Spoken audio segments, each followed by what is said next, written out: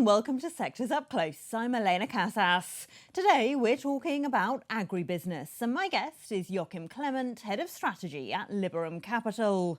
Global food prices skyrocketed this year after the Russian invasion of Ukraine broke a crucial link in the global supply chain.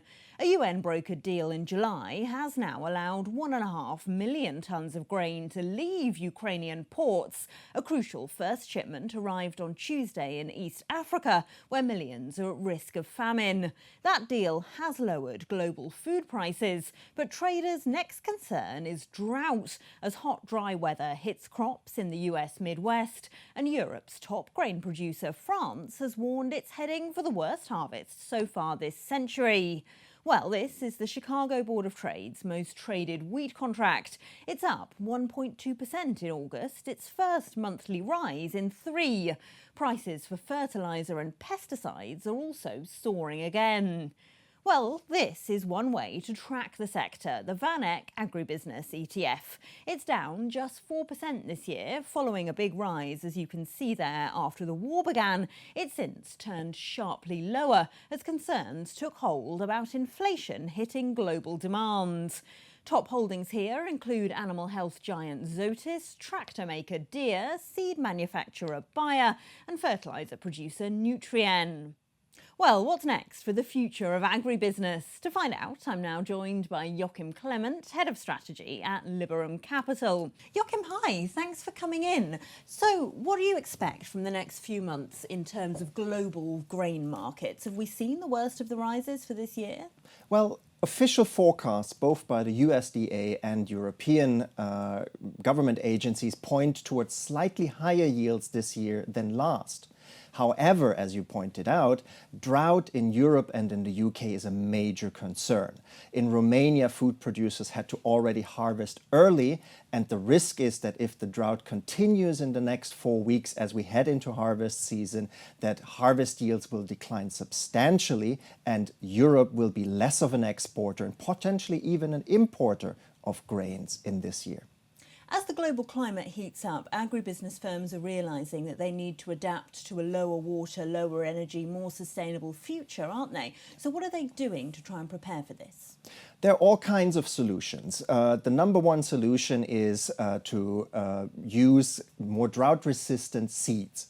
Bayer, as you mentioned, is one of the largest seed producers in the world, and one of their on-the-shelf products is seeds that create corn and wheat with less water usage.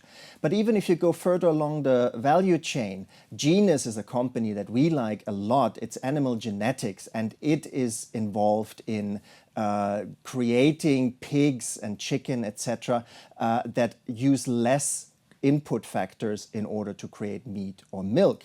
And that indirectly helps to reduce water consumption in meat production. What about fertiliser prices? Because of course they're being also pumped up by the natural gas price. What firms are interesting in that space? We find both K&S and Yara particularly interesting because they are specializing in potassium and nitrogen fertilizers. Ammonium prices have gone up by 15% in the third quarter so far, and those two companies are key beneficiaries of the shortage of supply for ammonium and potassium because of the sanctions against Russia, which used to be the biggest exporter of these kinds of commodities.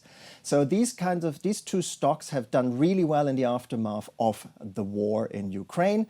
They have come down quite a bit in recent months because of rising gas prices, but now that we see gas prices top out and start to decline, and energy prices and electricity prices start to decline, it might actually be the time for a comeback for both these companies in the next 3 to 6 months.